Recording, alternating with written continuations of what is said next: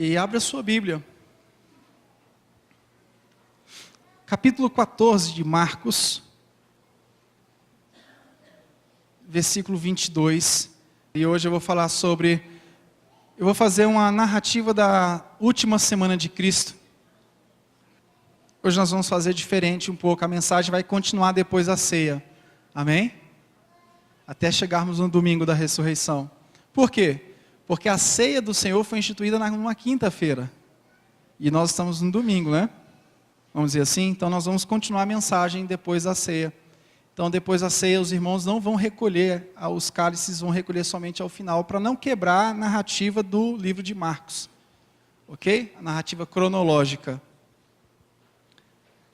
Acharam Marcos 14, 22? Diz assim. Nós estamos aqui, esse texto está na quinta-feira. Mas eu vou voltar para o domingo e encerrar no domingo. Tá ok? Nós vamos começar do meio, depois nós vamos voltar.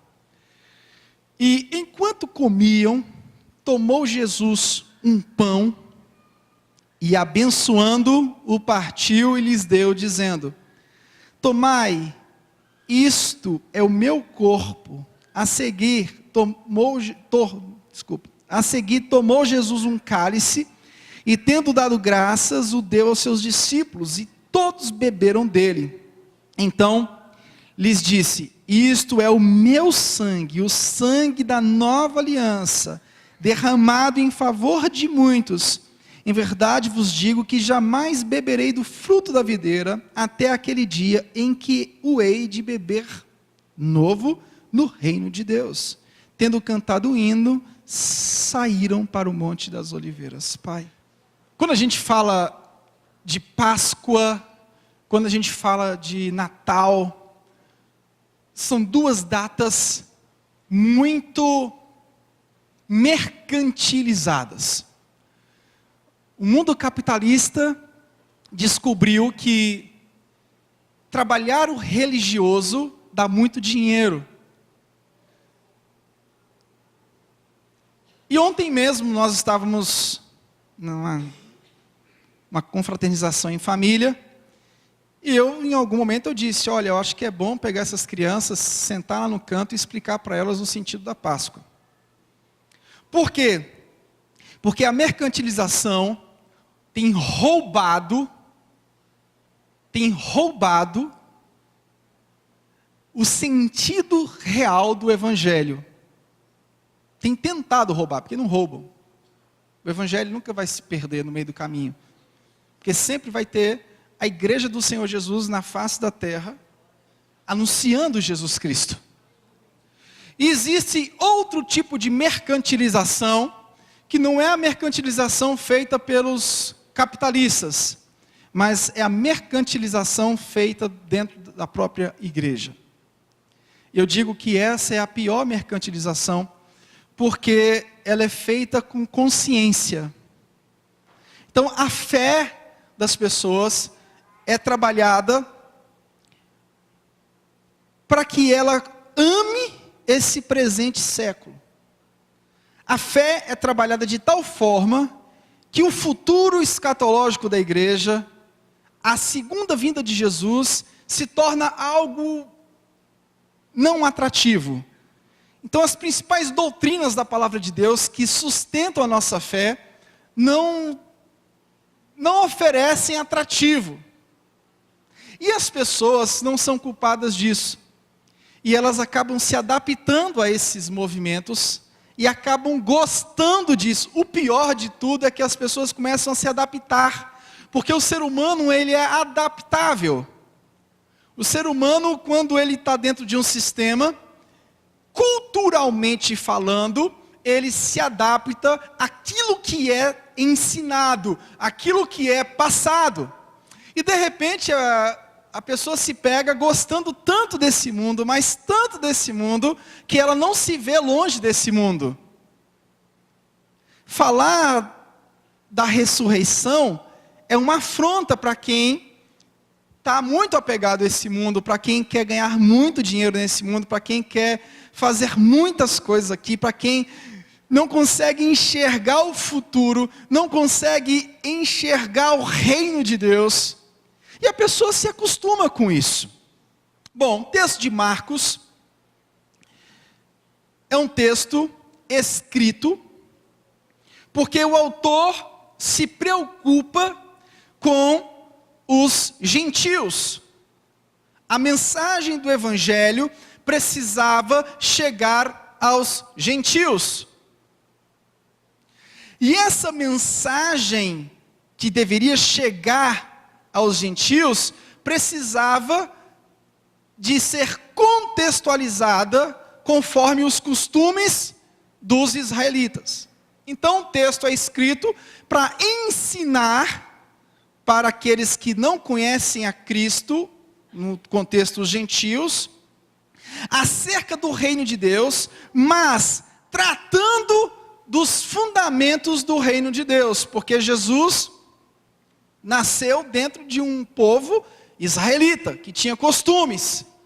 É tanto que os elementos da ceia, nós vamos falar daqui a pouco, eles são elementos que têm uma simbologia lá no Antigo Testamento. E na Nova Aliança vão trazer o significado pretendido pelo Antigo Testamento, porque o Antigo Testamento é a sombra das coisas que haveriam de vir. O Antigo fala de Jesus. O Antigo é um relato de um povo desobediente, de um povo sofredor em detrimento dessa desobediência, que precisava de receber o Messias, precisava receber o Senhor Jesus, precisava passar pela redenção. Bom, quando a gente fala no texto de Mateus, capítulo 14, que é o texto base da nossa mensagem, a gente tem que considerar algumas coisas. A gente tem que considerar uma palavra chamada advento. Advento é a preparação para a primeira vinda de Jesus Cristo. São 4 semanas antes do Natal. É um momento que a igreja agradece e começa a viver as expectativas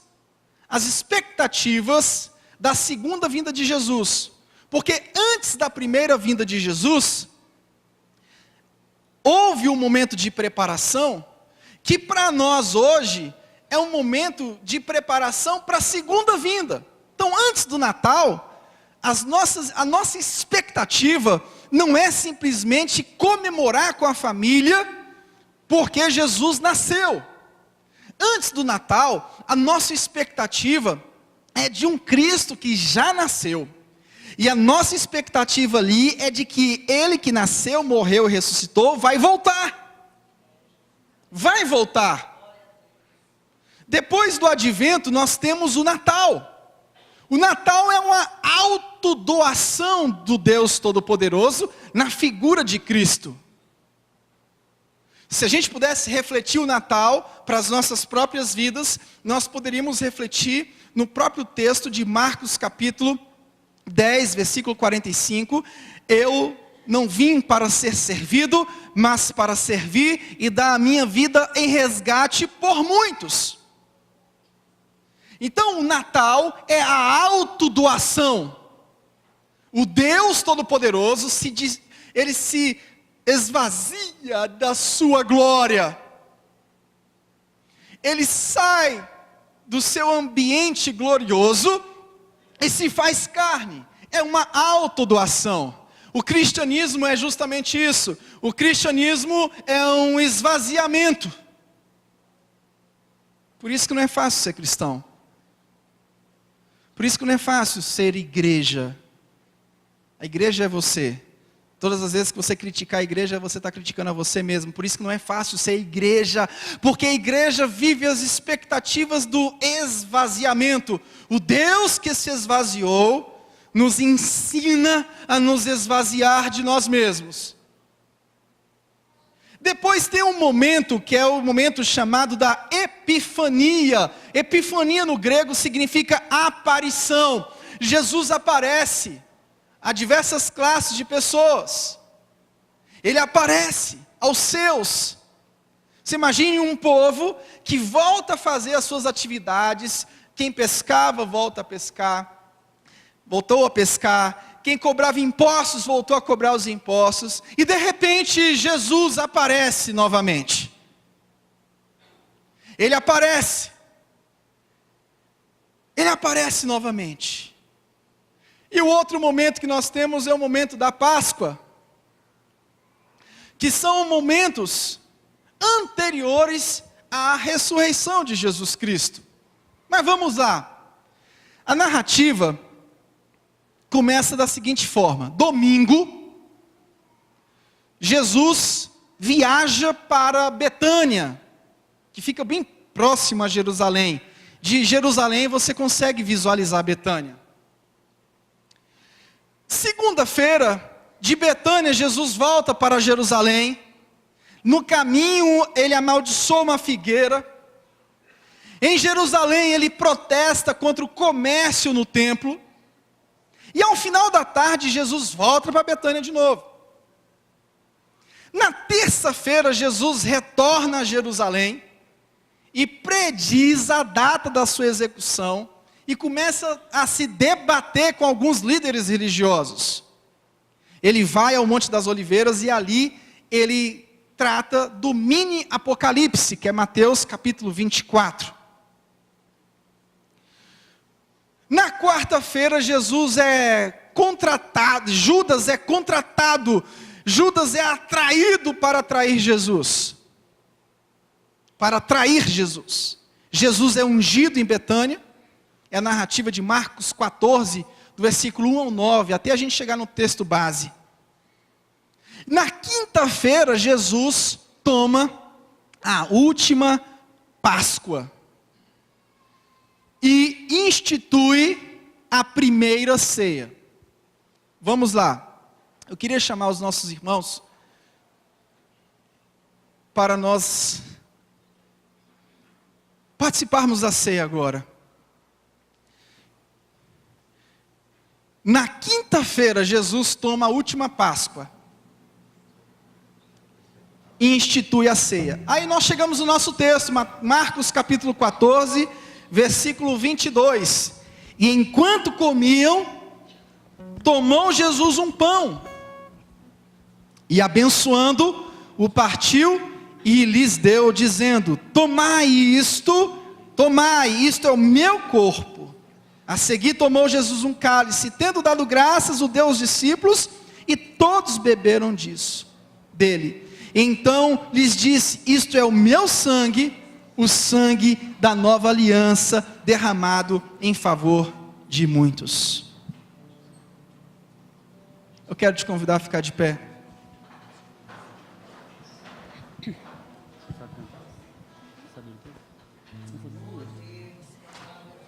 O versículo 22 diz: enquanto comiam, Jesus toma dois elementos da refeição pascal. Só um instantinho, não distribui agora não.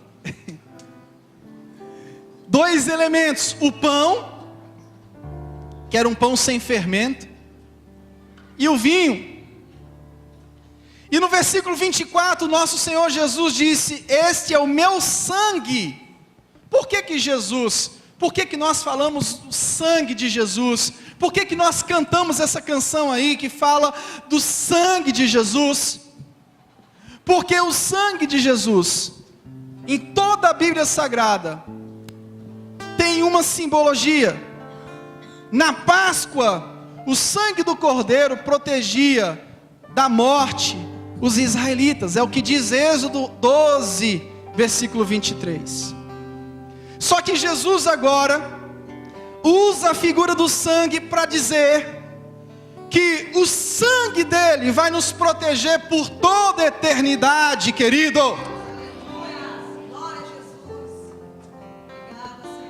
Jesus usa a figura do sangue que era usado na Páscoa para dizer agora: esse sangue é o sangue da nova aliança. Aí Paulo vai e repete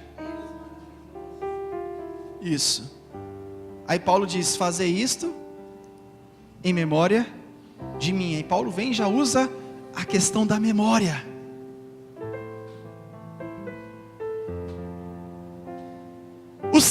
da aliança, segundo Êxodo 24:8.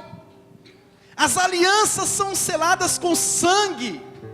E o sangue de Jesus é uma aliança, é um derramamento em favor de muitos. Jesus cita Isaías 53:12, onde o servo do Senhor derramou a sua alma na morte e levou sobre si o pecado de muitos. Então você vê que Marcos 14 é uma narrativa do Antigo Testamento, porque nós cremos numa só aliança. Nós não cremos em duas alianças, nós cremos numa só aliança, numa aliança que foi feita com Abraão e foi cumprida em Jesus Cristo. É por isso que o Novo Testamento sempre vai trazer coisas do Antigo. Por quê? Porque não existe separação de Antigo e de Novo, biblicamente falando. Essa separação foi feita no romanismo. É uma só aliança. É tanto que o sangue do Cordeiro agora, Jesus pega essa figura para dizer: olha, o Cordeiro sou eu. O Cordeiro agora sou eu. Só que a minha morte vai purificar vocês, não é por um momento. A minha morte vai purificar vocês, é por toda a eternidade. Porque um cordeiro, quando era matado, quando era sacrificado, ele trazia um sacrifício temporário. As pessoas sempre que tinham, repetir aquele sacrifício. O sacrifício de Cristo, conforme diz a narrativa aos Hebreus, é um sacrifício de uma vez por todas. Não existem mais dois sacrifícios. Foi o único sacrifício suficiente para nos remir e redimir. O único sacrifício, porque ele morreu uma única vez. O servo do Senhor derramou sua alma na morte e levou sobre si o pecado de muitos. Jesus se entrega à morte. Após se reunir com os discípulos. E agora a igreja tem o costume de celebrar esse momento. E Paulo diz: até que ele venha. Por que Paulo diz até que ele venha? Porque lá em Marcos 14 Jesus diz: olha, eu hei de beber de novo. Então lhes disse: isto é o meu sangue, o sangue da nova aliança, derramado em favor de muitos. Em verdade vos digo que jamais beberei do fruto da videira, até aquele dia em que o hei de beber novo no reino de Deus. A ceia é um memorial, porque nos faz ter a esperança de que essa comunhão que nós vivemos na igreja hoje, valorize a igreja. Valorize a igreja, querida. Porque a igreja é uma simbologia do céu. Não é o céu. Valorize a igreja do Senhor Jesus. Porque a igreja do Senhor Jesus é você. A igreja do Senhor Jesus é uma foto. A igreja do Senhor Jesus é uma foto do filme que estenderá por toda a eternidade. Não amaldiçoe a igreja. Não diga nada contra a igreja do Senhor Jesus Cristo. Porque a igreja é a imagem visível do céu. Pastor, não consigo enxergar o céu. Não, Jesus instituiu a igreja para que você conseguisse, pela fé, ter uma imagem do que será no céu. Você está vendo o valor do corpo de Cristo? Você está conseguindo enxergar o valor da comunhão, o valor da igreja do Senhor Jesus Cristo? Beber do cálice tem um significado muito importante. Quando eu e você bebemos o cálice, nós estamos anunciando que o cálice do sofrimento de Jesus, o cálice da morte de Jesus e da ressurreição de Jesus, agora faz parte das nossas vidas. Antes de Jesus chegar na cruz, ele disse: Senhor, se possível for, afaste de mim esse cálice, mas não seja feita a minha vontade, mas a tua vontade. E agora nós participamos desse cálice. Pastor, o que é que significa esse cálice, esse vinho na minha vida? Significa que você assumiu as dores de Cristo na sua caminhada cristã, através da obediência, através da renúncia, através da santidade. O que é que simboliza você participar da ceia? Simboliza que você está dizendo para o mundo que você está aguardando o seu Salvador, e enquanto você aguarda o seu Salvador, você vai viver como Ele viveu, você vai andar como Ele andou, você vai servir como Ele serviu. Esta é a simbologia de participar da mesa do Senhor. Por isso, o indigno não pode participar. E quem que é o indigno que Paulo diz? O indigno que Paulo diz é aquele que não tem amor, porque o contexto de Corinto fala de um povo indigno à mesa. A indignidade de participar é quando o amor não faz parte da minha vida. Por isso que lá no 1 de Coríntios capítulo 13 ele diz sobre o amor: ainda que eu falasse a língua dos homens e dos anjos, se eu não tivesse amor, nada seria.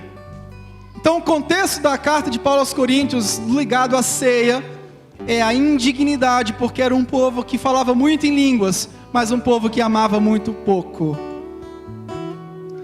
A dignidade que nós precisamos de ter é a dignidade de amar uns aos outros, como Cristo nos amou, acolher uns aos outros, como Cristo nos acolheu, para a glória de Deus. Amém? Amém. Onde é que nós estávamos, gente? Quinta-feira. Vamos dizer que agora nós estamos na sexta-feira. Na sexta-feira Jesus é crucificado. Na sexta-feira Jesus passa pela humilhação de ser exposto no lugar mais alto de Israel, onde povos vizinhos passavam e podiam enxergar a vergonha daquele que se insurgia contra Roma. Todo aquele que era crucificado era exposto no lugar mais alto, para que, era um recado que Roma passava. O recado era o seguinte: todos que se levantarem contra Roma, vai acontecer isso aqui, vai ser crucificado. Só que Jesus não estava somente sendo crucificado por conta de uma pseudo-acusação, porque Jesus não fez nada contra Roma. Jesus estava sendo crucificado pelo meu e pelo seu pecado.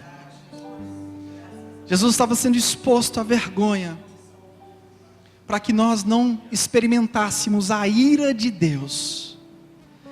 Jesus foi exposto à vergonha, para que eu e você não fôssemos envergonhados por toda a eternidade. A derrota de Jesus foi uma aparente derrota. Sábado é um momento de silêncio, aparentemente silêncio, porque estava tudo sendo preparado para o grande dia. O grande dia da ressurreição. O grande dia em que as mulheres vão até o túmulo de Jesus. E chegando lá, nada encontram. No findar do sábado, Mateus 28, ao entrar o primeiro dia da semana, Maria Madalena e a outra Maria foram ver o sepulcro. E eis que houve um grande terremoto, porque um anjo do Senhor desceu do céu, chegou-se, removeu a pedra e assentou-se sobre ela. O seu aspecto era como um relâmpago, e a sua veste alva como a neve.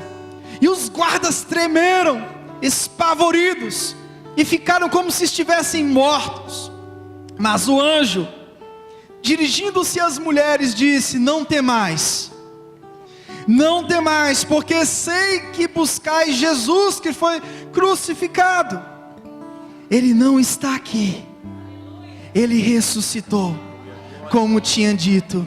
Vinde ver onde ele jazia. Ele ressuscitou. Amém? Uma semana depois ele aparece aos 11 discípulos. É o que diz João 20, 26 ao 29. 2 semanas depois Jesus aparece no mar da Galileia e conversa com alguns dos seus discípulos.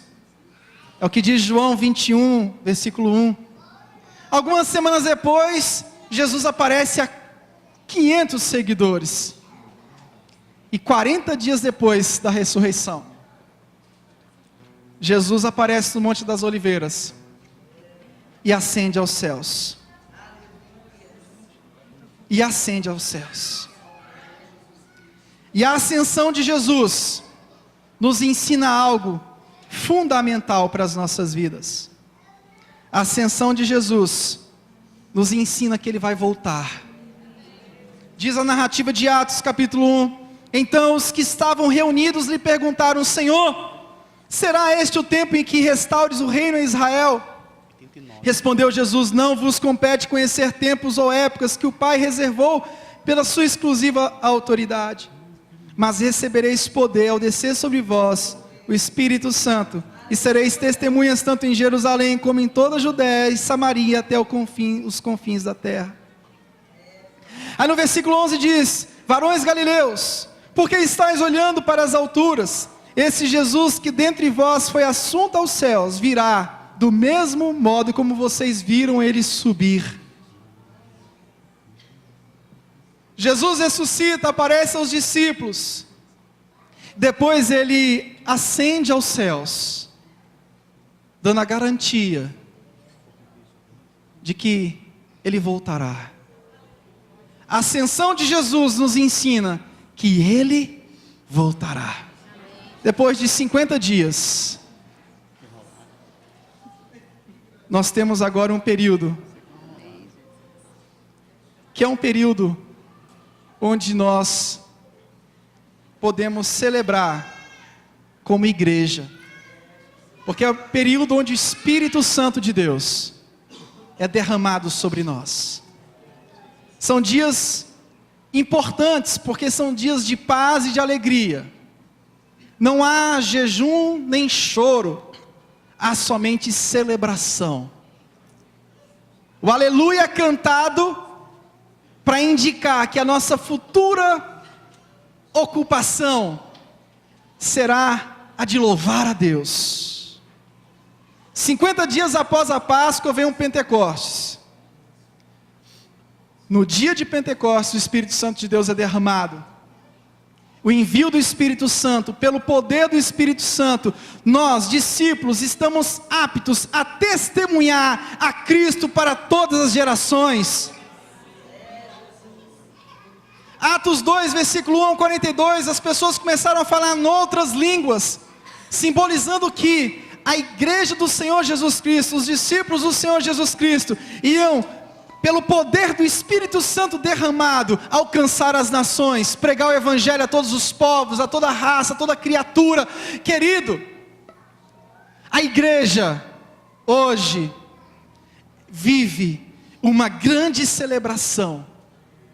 O Espírito Santo de Deus derramado sobre mim, sobre você, sobre nós, nos ensina que o nosso culto agora não é um culto de cinzas, é um culto de alegria, porque o óleo da alegria foi derramado sobre mim e sobre você, e agora nós vamos cultuar a Deus por toda a eternidade. Estamos capacitados, aptos, pelo poder do Espírito Santo, a anunciar o Evangelho. Estamos aptos, pelo poder do Espírito Santo, a pregar, a fazer missões, a evangelizar, a ensinar, a fazer a obra de Deus, a cuidar das coisas de Deus, a cuidar dos elementos, a cuidar do templo, a cuidar dos pobres, a cuidar das missões, a fazer a obra de Deus. Nós estamos agora capacitados por um poder, que não é um poder qualquer, é o poder do Espírito de Deus. E eu quero te dizer, querido, esse derramamento do Espírito Santo na minha vida e na sua vida,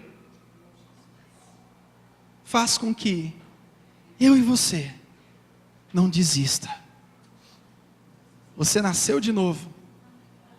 Esse derramamento do Espírito Santo é o início do plano de regeneração na vida do homem. Você e eu agora podemos dizer, não pecado. Você e eu podemos dizer agora, fazemos parte do corpo de Cristo Jesus. No mesmo corpo, eu e você, temos agora força do alto para viver essa vida no poder do Espírito Santo de Deus. Jesus diz em Mateus 28, eis que estarei convosco todos os dias, até a consumação dos séculos.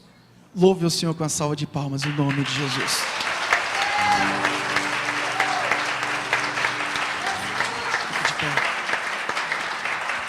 Pai, no nome de Jesus, nós somos gratos a Ti, Senhor, por essa obra de redenção nas nossas vidas. Somos gratos a Ti, Senhor, porque o Senhor morreu, mas ressuscitou. Somos gratos a Ti, Senhor, porque o Senhor nos proporcionou o derramamento do Espírito Santo para que pudéssemos, para que tivéssemos a condição de anunciar a Tua palavra, a condição de falar do Teu amor, no nome de Jesus. Pai, muito obrigado, Senhor, muito obrigado, Pai, muito obrigado, Senhor, por tudo que o Senhor fez por nós. Espírito de Deus, oh Deus, muito obrigado pela igreja, muito obrigado pela morte, muito obrigado por a igreja, muito obrigado pelo Senhor ter nos reunido. Querido, agradeça a Deus porque Ele te deu essa chance de se reunir com o povo. Muito obrigado, Senhor. Muito obrigado porque o Senhor nos reuniu como um só povo. Muito obrigado porque agora nós temos um povo junto, declarando que Jesus Cristo é o Senhor, declarando que a morte não foi capaz de deter Jesus naquela tumba. A morte não foi capaz de vencer o nosso Senhor e Salvador Jesus Cristo de Nazaré, meu querido.